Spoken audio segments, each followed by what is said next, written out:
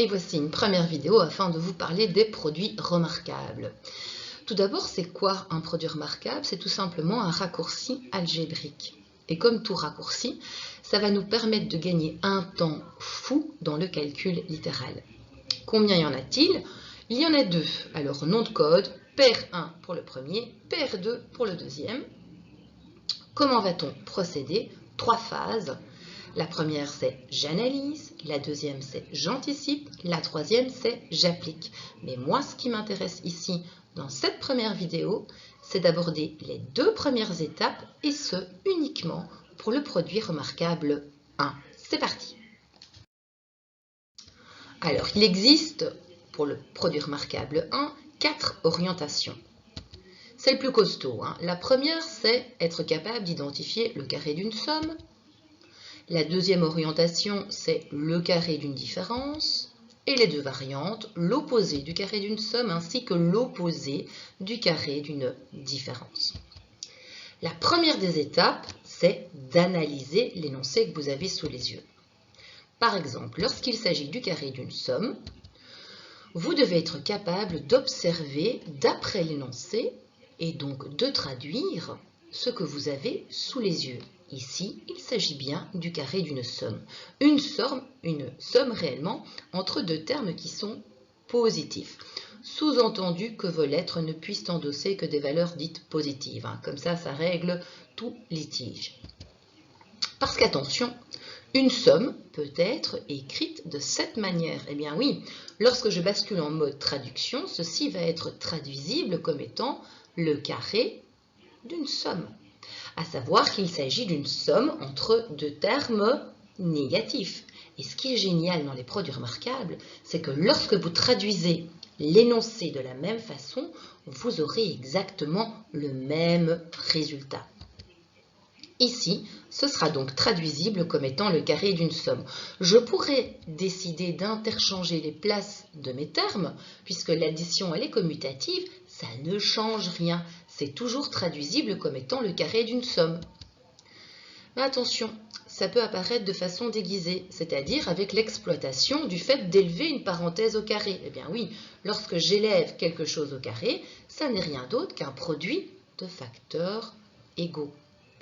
Et donc ici, je me retrouve avec une sorte de double distributivité qui n'en est pas une, parce que vous l'aurez remarqué, les opérations qui sont traitées au sein de ces deux facteurs sont deux sommes égales et donc traduisibles comme étant le carré d'une somme. Mais je pourrais très bien avoir l'autre variante, à savoir, à nouveau, un produit entre deux facteurs égaux et le contenu de ces facteurs sont deux sommes parfaitement égales, traduisibles alors comme étant le carré d'une somme.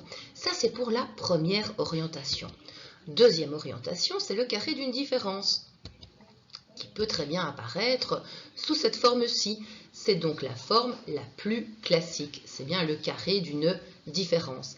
L'écriture un petit peu moins digeste, c'est celle-ci.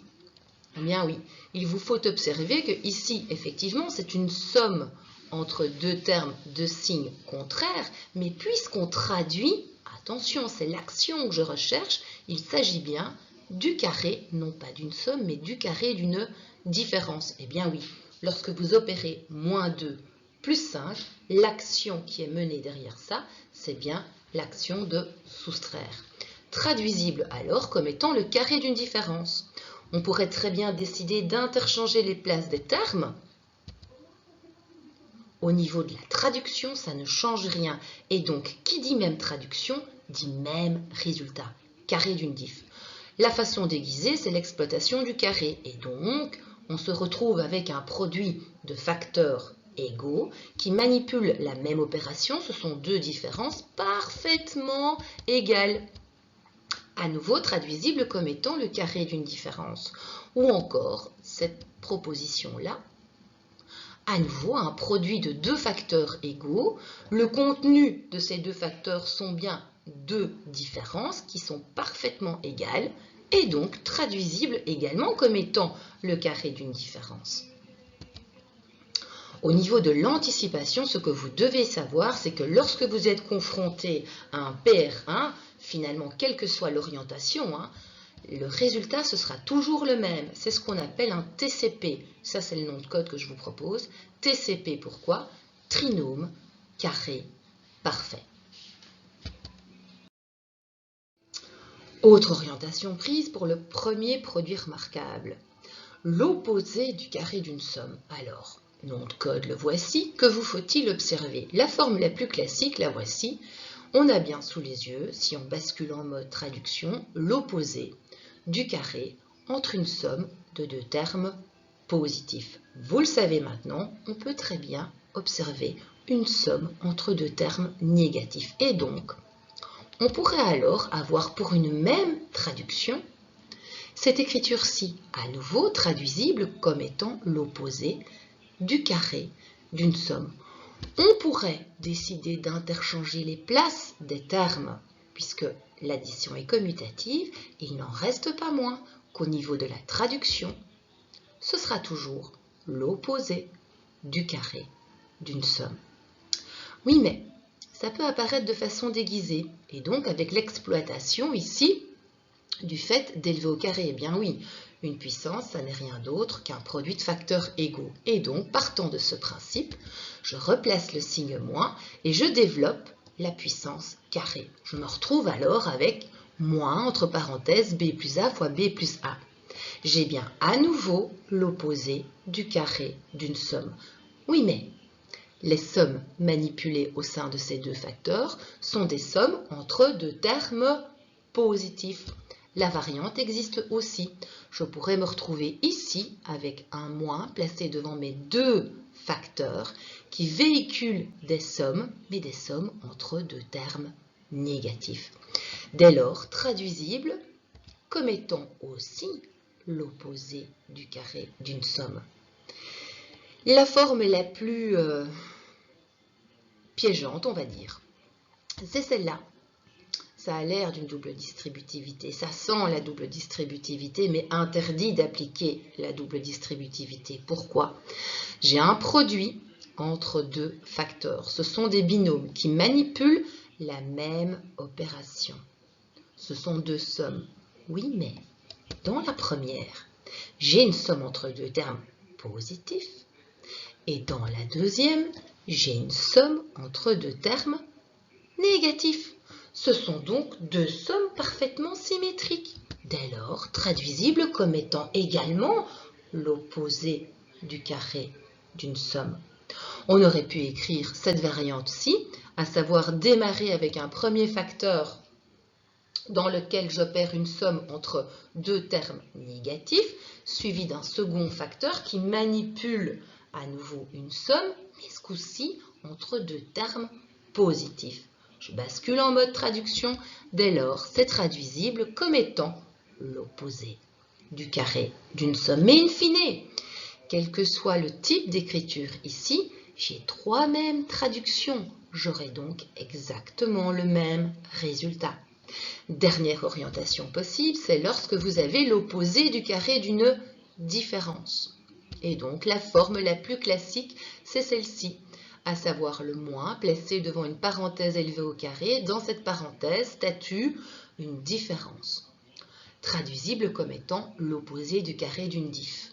Mais attention, il y a toujours deux écritures possibles pour une différence. J'aurais très bien pu avoir ceci.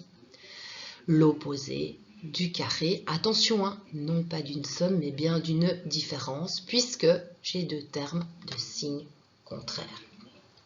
On aurait très bien pu décider d'interchanger les places, ça ne change rien au niveau de ma traduction. Il s'agit toujours de l'opposé du carré d'une différence.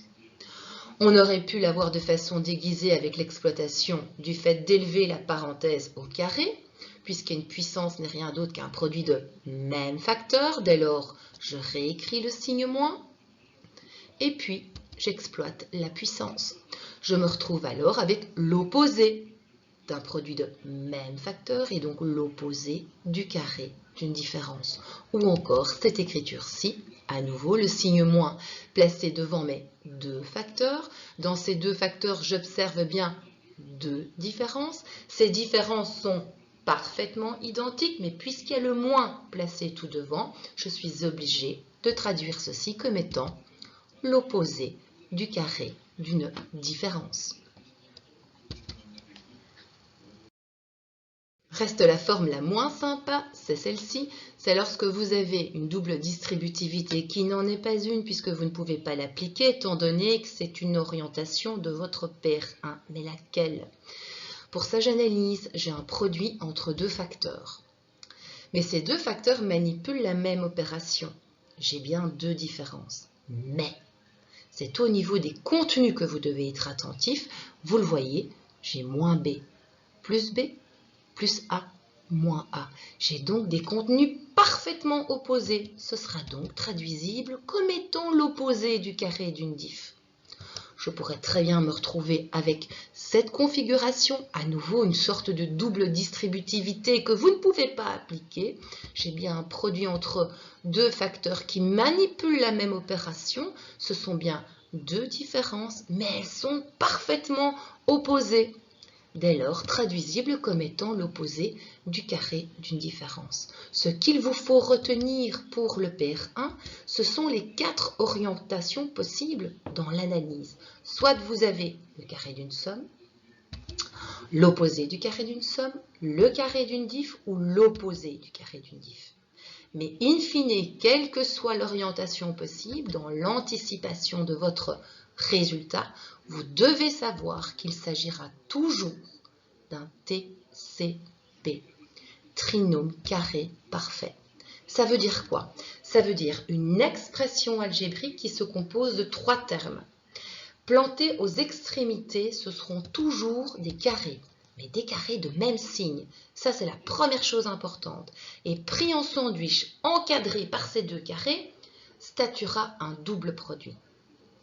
Ce qui va différer, fonction de l'orientation que vous allez cibler, c'est la configuration des signes de votre TCP.